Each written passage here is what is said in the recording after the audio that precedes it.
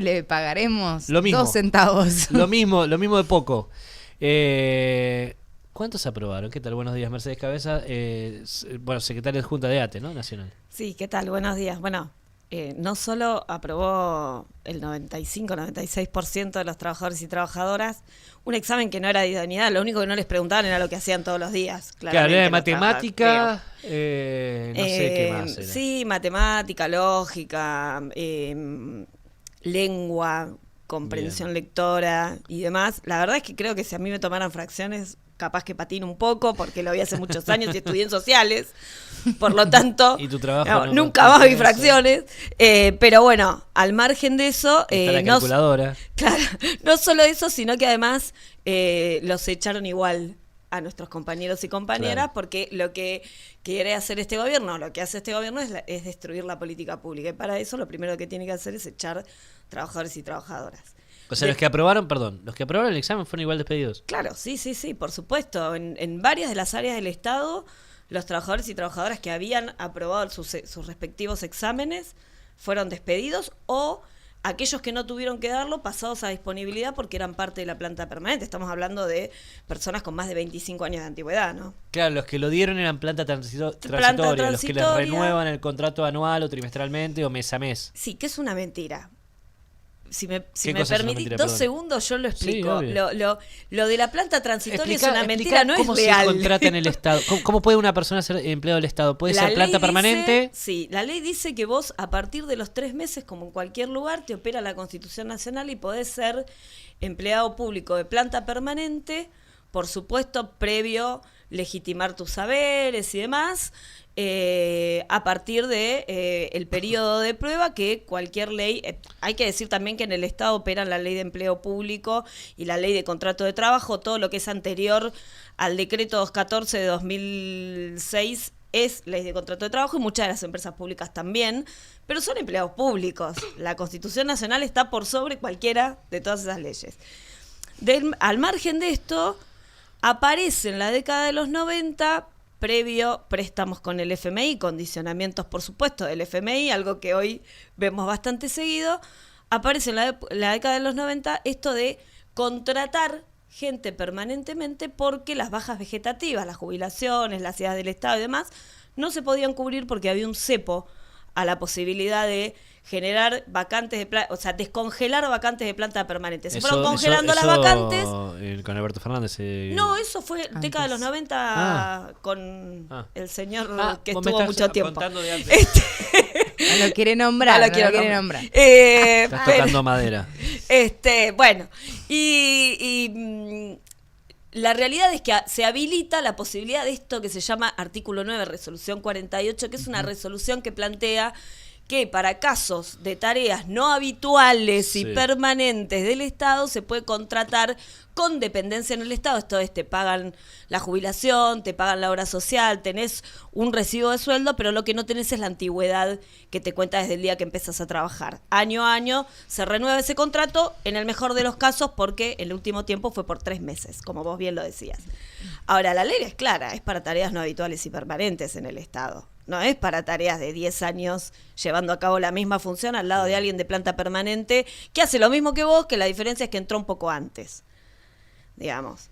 Entonces es un fraude laboral lo que están haciendo hace muchos años, no es solamente este gobierno, esto hay que decirlo, y lo que se deja leer es que para sostener la política pública no necesitas menos trabajadores y trabajadoras, necesitas más.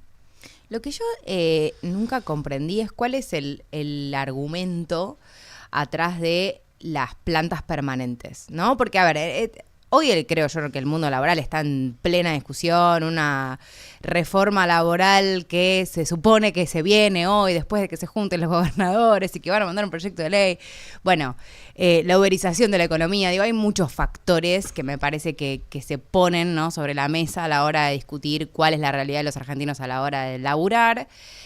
Y uno de los puntos, tal vez, digo, de este examen de idoneidad, que después vos aclarás, no es al final lo que prometieron que iba a ser, porque una cosa no tiene nada que ver con la otra. Se supone que vos tenés que, en todo caso, ser evaluado en tus tareas, ¿no?, en lo que te desarrollás.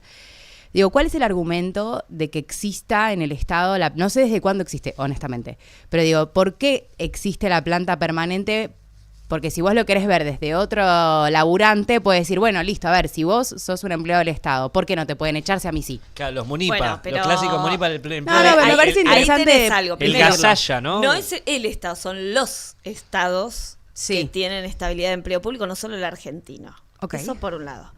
Por el otro, Ah, mira. no es que en el Estado no se puede echar trabajadores y trabajadoras, se puede echar con causa Claro. trabajadores Sí. y trabajadoras. No. Y existen mecanismos por los cuales se puede echar con Está bien, causa. pero que es muy difícil Que ahí también. talla la idoneidad. No necesariamente, talla la idoneidad, digamos. Sí, está bien. Tallan los sumarios, tallan los... Y hubo despidos con causa en la historia del Estado en distintas oportunidades. Pero hay algo que es muy concreto, que tiene que ver con que en la vida de los estados, los trabajadores y las trabajadoras no pueden funcionar como botín de guerra. Mm. Esto es, no puede pasar lo que pasa habitualmente en la Argentina, que es que asume una presidencia, Ujú.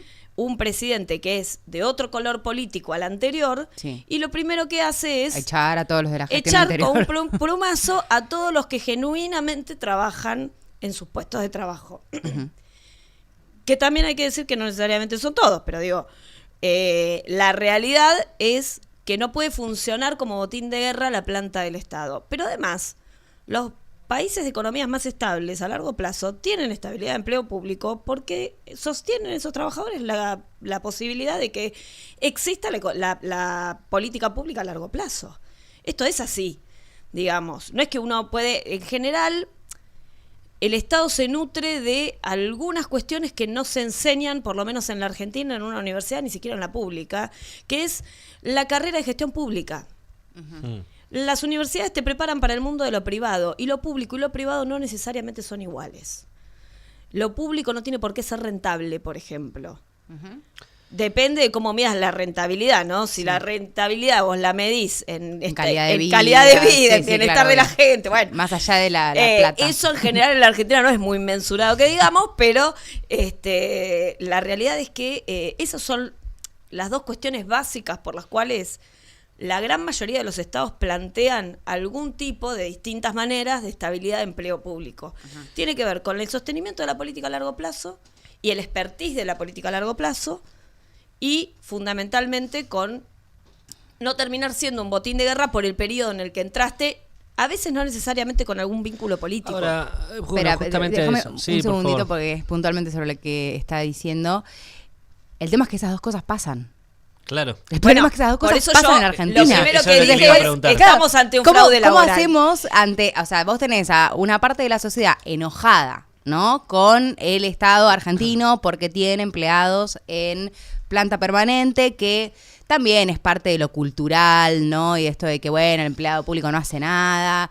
Hay también parte de eso que se dice mucho en Argentina y no necesariamente siempre así. De hecho, la mayoría de la gente labura y hay algunos que quizás no lo hacen y entonces, bueno, queda esa mancha venenosa ahí. Ahora esas dos cosas se están pasando, entonces, bueno, ¿cómo se sale por arriba del laberinto a una situación donde efectivamente viene un gobierno y echa a todos los empleados, o no a todos, pero a muchos, de la gestión anterior, porque no están en planta permanente, porque justamente como vos decís, están en una planta transitoria que no deberían estar, y tampoco hay políticas a largo plazo en Argentina. Pero además, o sea, todo también termina siendo algo de, bueno, cada 4 años vemos quién te voy está a agregar gobernando, a ver un qué tramo pasa. de personas enojadas que son los trabajadores y trabajadoras del Estado. También. Porque todos los días les dicen en televisión que son privilegiados, no tienen un buen salario, porque gente No. de más de 20 años cobran mucho menos que de 1 millón de pesos, cuando 1.200.000 es el límite de la línea de la pobreza, digamos. Entonces, Hoy no, en algún momento tuvieron mejores salarios. no te creas, Pero no te creas. hoy- El promedio hoy no, siempre está por claramente. debajo, hace muchos años está por debajo de la línea de la pobreza. Por supuesto, tenés sectores que ganan un poco más, de los Sí. cuales se nutren algunos grandes medios, y tenés otros que ganan mucho menos.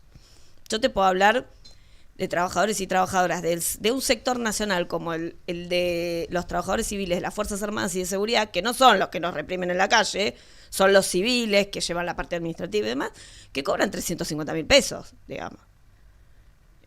Con 2 personas no llegas a la línea de la pobreza.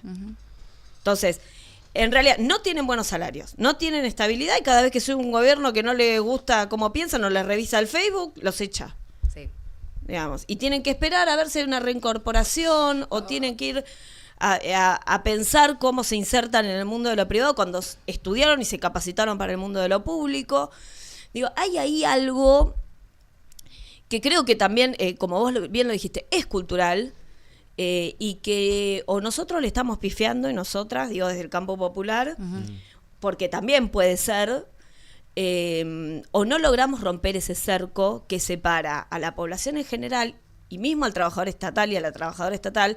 Yo digo esto, si Milei ganó con el 70% de aceptación de voto en algunas provincias es porque los trabajadores y trabajadoras estatales lo votaron. Sí, claro. Digo, esto es real.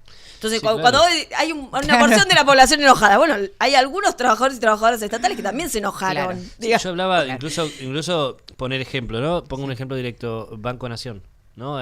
Conocí a varias personas que trabajaban ahí durante el gobierno de Alberto Fernández que estaban enojados y porque pagaban mucho impuesto a las ganancias en un principio, estaban en contra de algunas políticas, pensaban que el Estado se tenía que achicar y terminaron votando a los libertarios que después lo querían privatizar al banco. Entonces, ¿no es muy grande el Estado, por ejemplo? Que es lo que siempre plantean de algún lado. ¿Tenemos que bancar a tantos empleados públicos con nuestros impuestos? ¿O tienen que estar esos empleados públicos para poder hacer que el Estado llegue a donde debería? Es que a lo mejor el secreto es pensar para qué. Claro, no cuántos, bueno, ¿para qué? Claro. ¿Para qué? ¿Qué tipo de Estado querés? ¿Que haga qué cosas? Esa es la pregunta que no estamos haciendo. Digamos, ¿cuál es el rol del Estado? ¿Es nivelar la desigualdad estructural? ¿No existe la desigualdad como dice Milei? Milei no cree en la desigualdad estructural. Milei cree en la ley de la selva, en la cual gana el más apto o el que más tiene o el que más puede. En la sociedad capitalista el que más plata tiene, en términos concretos. Y por eso favorece la concentración de capitales, digamos, no es que... Sí. En concreto no cree en la desigualdad. Entonces, la pregunta es, bueno, ¿cuál es el rol del Estado? ¿Qué tiene que hacer el Estado? Y en función de eso, ¿cuánta gente necesita? Porque después tenés una pandemia y empezás a hablar. Nosotros mañana vamos a una movilización de transporte. Eso es lo que te iba a decir. Vos hoy tenés una pandemia y empezás otra vez a hablar de la concentración demográfica. Sí, está bien, pero si cada vez que vas a pagar un bondi y encima tenés que pagar 3 para ir a trabajar, no te alcanza el sueldo, y la verdad decidís ver cómo haces para acercarte más a tu trabajo, claro, y las concentraciones son naturales. ¿Cómo haces para desconcentrar? Desconcentrás el Estado.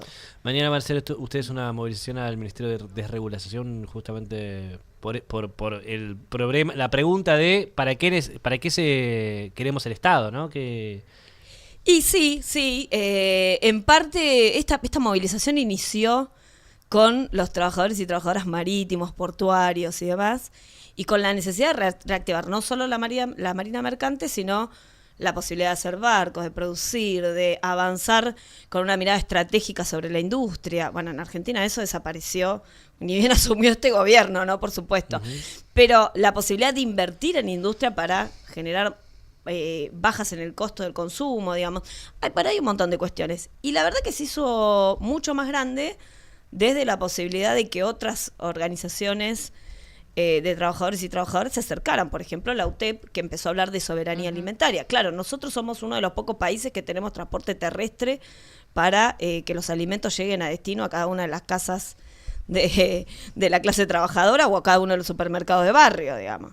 En la gran mayoría de los países el transporte es o pluvial, pero no terrestre, porque es muy caro, digamos. Sí, es muy caro.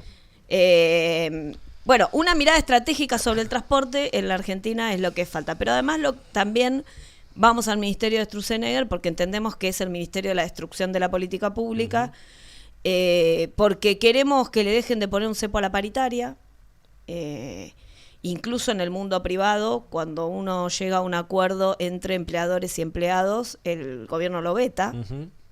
Entonces, o la libertad empieza a ser para todos, o es nada más que, como dice Javier Milei, para los que pueden pagarla. Nosotros decimos que es para todos, entonces mañana movilizamos al Ministerio de Desregulación. Bien, ¿y a qué hora?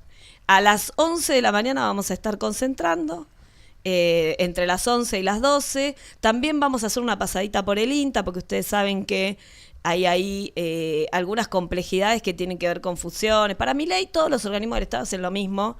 no tiene la más pálida idea de qué es lo que hace el Estado, pero todos los organismos hacen lo mismo y toda la gente sobra. Entonces, bueno, sería bueno que empezara a escuchar la calle y aprendiera del Estado, que me parece que es lo que le falta.